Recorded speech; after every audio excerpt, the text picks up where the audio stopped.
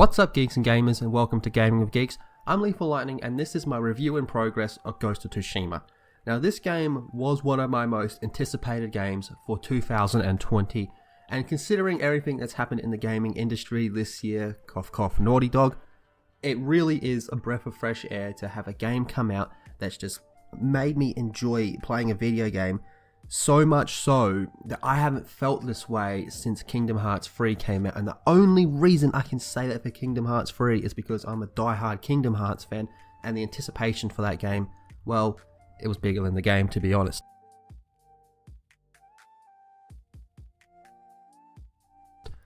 Ghost of Tsushima, however, is truly living up to almost every single expectation I had for it, and in most instances it's actually surpassing those things. This game is not perfect. In fact, I dare say this game doesn't really do anything new, but what it does do, it does extraordinarily well.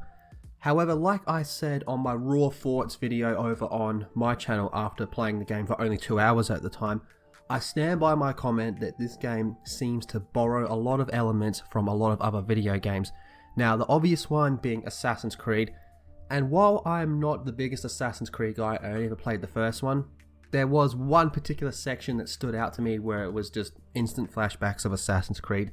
It was where I had to follow an NPC character up to a camp and then go about my way of taking them all down. The other games that it heavily borrows from, in my opinion, are Horizon Zero Dawn, Batman Arkham, any of the Arkham games really, and Witcher 3. But those games are all absolutely amazing, so if you're gonna borrow from the best, I say. To me, where this game truly shines is the combat. I just cannot get over how good the combat is in this game, and it does something that is kind of different in that regard.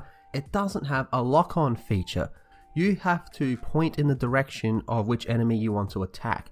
Now, this does have some issues sometimes due to the camera work, but most of the time it's pretty easy to get around.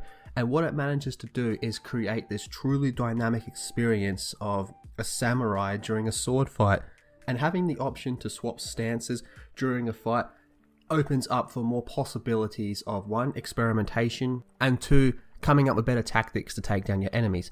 Now, of the 4 stances, I haven't finished unlocking all of them yet, but between switching the ones I do have at the moment, I've noticed it's a significant step forward from only having the 1 stance at the start of the game. Primarily, the stances are in this game are to deal with different enemy varieties. So for example, you'll switch to a different stance when dealing with a sword and shield enemy because it's more effective against that type of enemy. And the enemies do seem to take advantage of the fact that they outnumber you. There is that little bit of a thing here and there though where it's like, well, why don't they all just rush me at once and I'd be dead?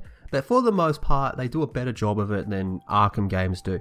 So that's quite a significant praise in my opinion. One of my favourite things about the combat is the ability to have a standoff when you first encounter a group of enemies. And when you enter into a standoff, you have to hold down the triangle button and then let it go at the correct time to get an instant kill against that enemy. And once you unlock further skills, you can then chain that to kill up to 3 enemies within that group straight away. And they do get clever though, they do start to feint their attacks, so you have to really time yours to get it just right and get that insta kill against your enemies. The story of this game so far seems to be one of the weaker points in my opinion. Now, I do want to stress this is a review in progress. This can change drastically by the time I get to the end of the game. It just seems rather generic in the sense of it's a lone samurai on a revenge quest. Not the most original thing, but I feel that sums up Ghost of Tsushima so far really well. It's not very original, but it's really good at what it does. So the story of this game takes place during the Mongolian invasion, and the opening scene of the game is a big battle in which, well, the Japanese get their asses handed to him, and your character Jin is the lone samurai on the island and has to go about various missions and quests that open up more of the island, and you encounter more and more characters. Now, I do like the way the island is kind of restricted when you first start playing the game. To me, it reminded me of old school Grand Theft Autos, how they would always have the bridge was under construction so you couldn't get to the second island or whatever it was back then. And the reason why I like this is because I feel more focused in one particular area. The map, to be perfectly honest with you, isn't the biggest map I've seen. In fact, it's probably on the smaller side. But what's there is really good. This is by far one of the best looking games I have played on the PlayStation 4. And I love the fact that when you're riding on the horse, sometimes Jin will lean over and just brush the flowers with his fingertips. This game does so many little things like that that just really help immerse you in this experience. If you put down the controller and just wait a little bit, you will find that a bird will land in your hand. It's really cool. The bird just landed in his hand. That's pretty cool. Just traveling across the island Tsushima is a sight in itself. Now, I am not one of those people that talks about, oh, I put down the controller and had a look at the scenery. I'm not one of those people, but I gotta say, the scenery is gorgeous. And what goes really well with the scenery is the music. The music in this game is just beautiful. And one thing that really fascinated me about this game is the first PlayStation 4 game I've played that actually makes good use of the touchpad on the PlayStation 4 controller. You use it to pull your weapon out, sheath it in. You can pull out a flute and just start playing a flute. I'm having a lot of fun with the flute.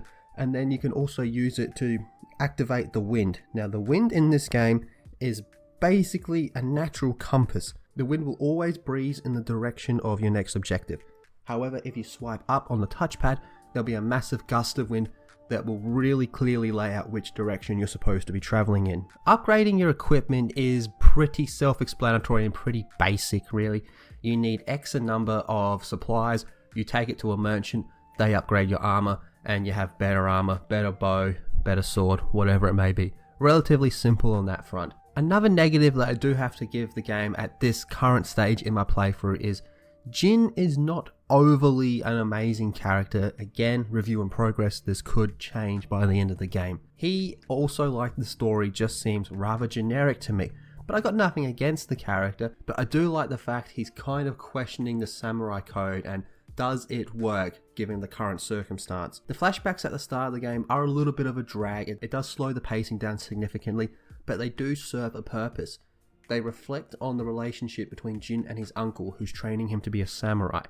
And it's all about the honor code of the samurai. But Jin has found himself in this predicament where the samurai code's not really getting the job done, and the Mongolians are winning because of that.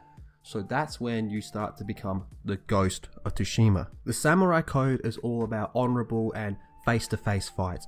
But Jin finds himself in positions where he has to sneak around and stab people in the back and use ranged weapons such as sticky explosives to take down his enemies. And that is not in line with the samurai code. And there was one instance where I noticed that while I was assassinating someone from behind, of course, Jin whispered to himself, I can't remember the exact words, but he was basically getting along the lines of he doesn't like the actions he's taking, but it's the only way to go forward and defeat the Mongolians.